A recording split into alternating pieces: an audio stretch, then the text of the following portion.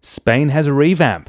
Anyway, welcome to my Eurovision breakdown. I'm Mike from the Musa Resolute, and if you know me from my other channel and the algorithm has brought you here randomly, please let me know in the comments because that's awesome.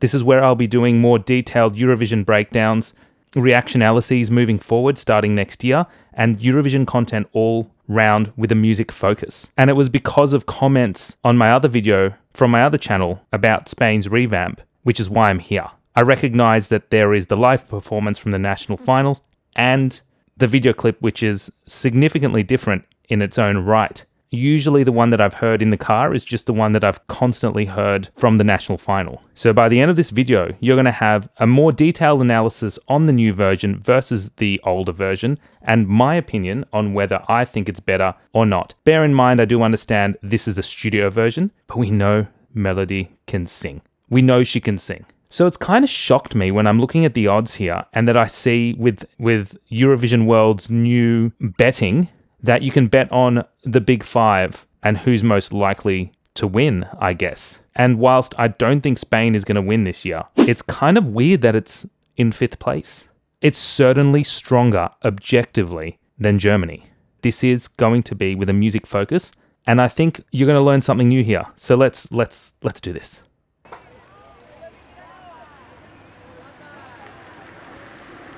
I love how they're playing on this diva situation as well, right?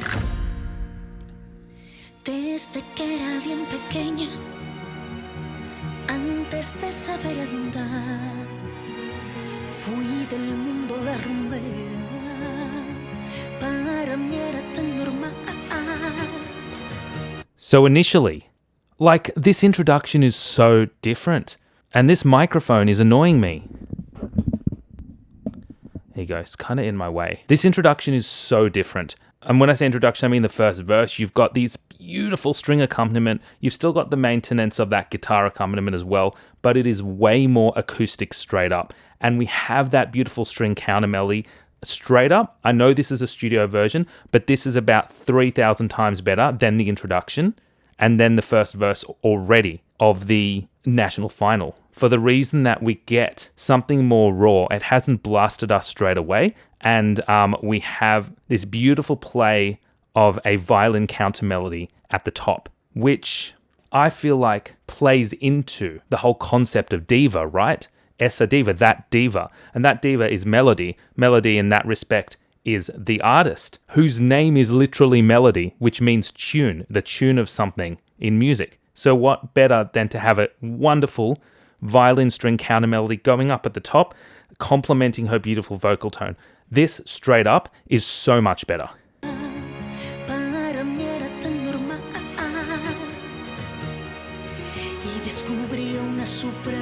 Yes. Much better that they haven't got the drums in yet.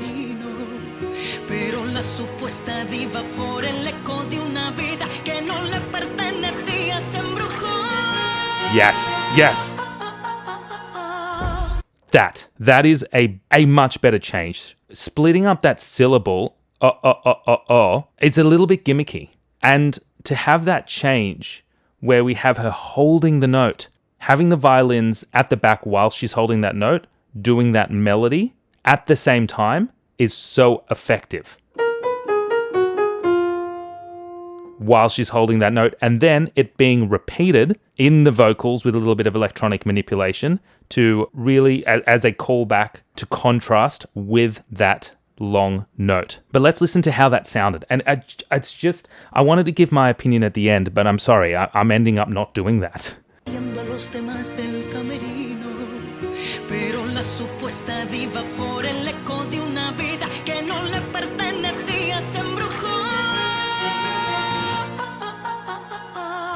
Una diva sencilla como un simple mortal. Una diva no pisa a nadie para brillar. Su voz le hace grande. ¿Qué más da si ella es libre cantando como un pez en el mar? Una diva es valiente, poderosa. Su vida es un jardín lleno de espinas y rosas. Resurge bailando, cobra más fuerza que un huracán. Much better. Much better. And what excited me about that was this version has the build, which the last version lacked. And we know she can sing, so we know she's going to get away with this really well vocally.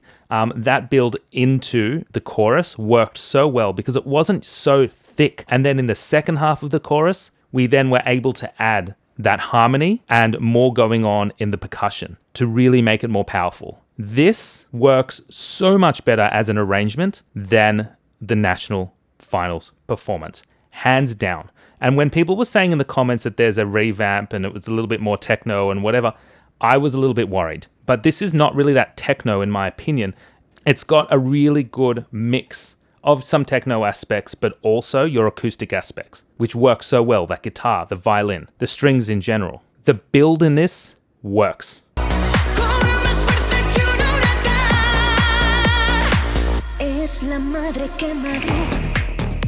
Yeah. I understand why people call it more techno, because of that real bassy distortion.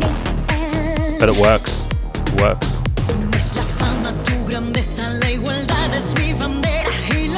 Yeah. Okay, and it's good now that she's doing that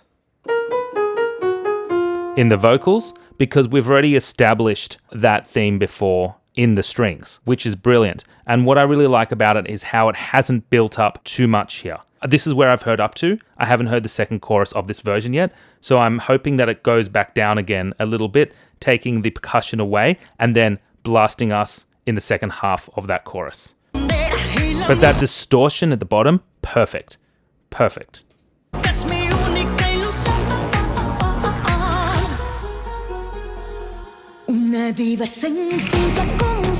Okay, so it didn't do what I thought. Okay.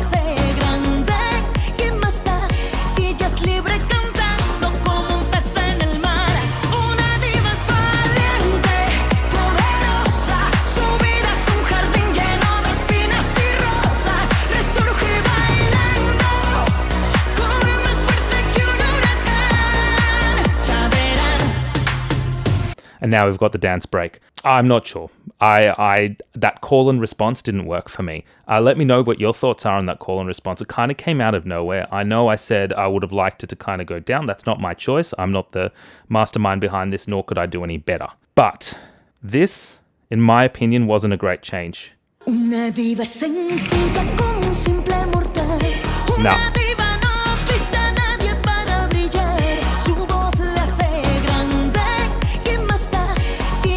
It's a little tacky. I don't think it's needed. But again, let me know your thoughts on that. I think that was a little bit of a letdown.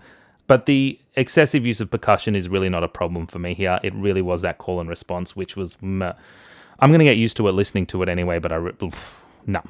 Right now, no on a first listen. Again, let me know your thoughts. Let's look at this dance break.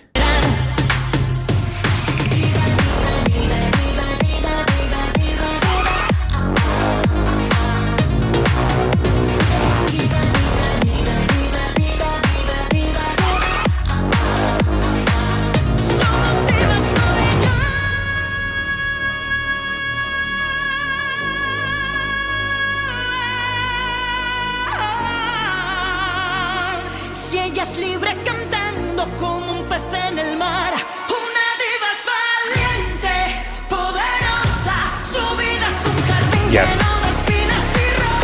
That worked really well. Not the dance break. Sorry, the dance break didn't. But going into that with the harmony, Una diva valiente, poderosa, really worked going into that with the removing all of those instruments, making it pretty much a cappella with some harmony. Perfect. The dance break, I think, worked really well in the original because you had those kind of dubstep influences from it, which we'll look at in a moment. So I think the dance break did not work in this revamp, and that's maybe what people were talking about when it was a little bit more techno.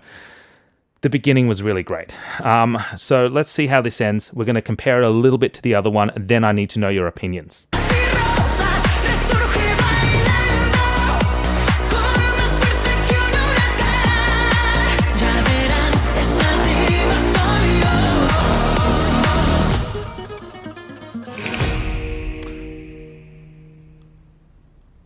I just want to double check because it feels like there was a little bit of a harmonic change at the end. There was a chord, maybe because it was the live version, it sounded a bit different before, that it ended on the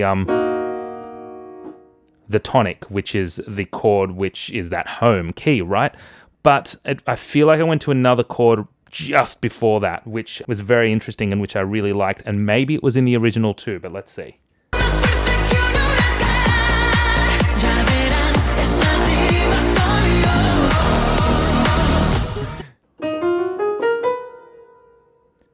Yeah, it's like it ended on the sixth, which is the chord 6 of the key that we're in. And then there was the electronic bass, which kind of slid down to the tonic, which is the home key. So we should have had...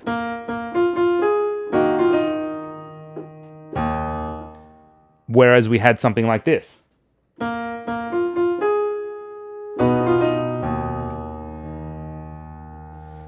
That took me by surprise, and maybe the original had it as well and I didn't notice it. I really liked that change. I loved how it went there because it did move to that chord very often, especially for the lyric Una diva valiente. Valiente,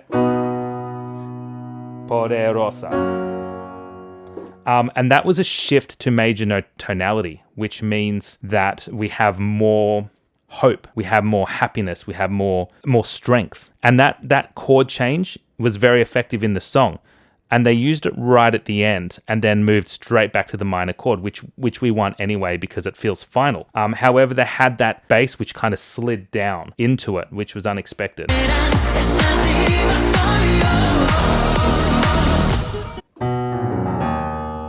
That kind of thing.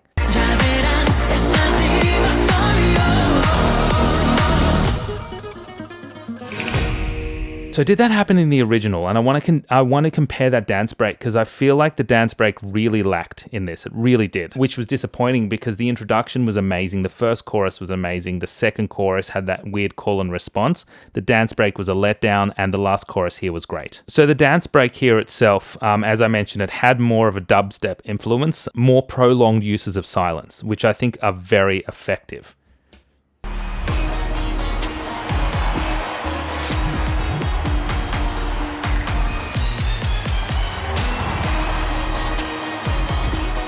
Sorry, when I say prolonged uses of silence, the beat itself was a lot more like a breakdown. It was a lot slower, and it works really, really well. That chromatic in the strings worked really well too. I got to check whether that was there in the new one.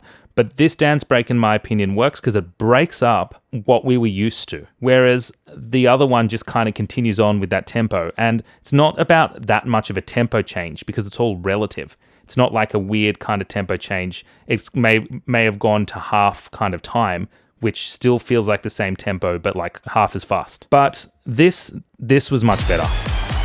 But let me know your thoughts, of course.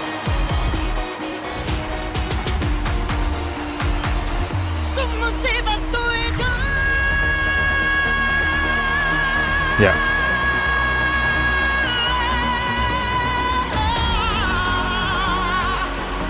Sorry, I had to just get her finish that breath because that's the part of this performance, the amazing bit. Now let's see if the ending still used that same chord.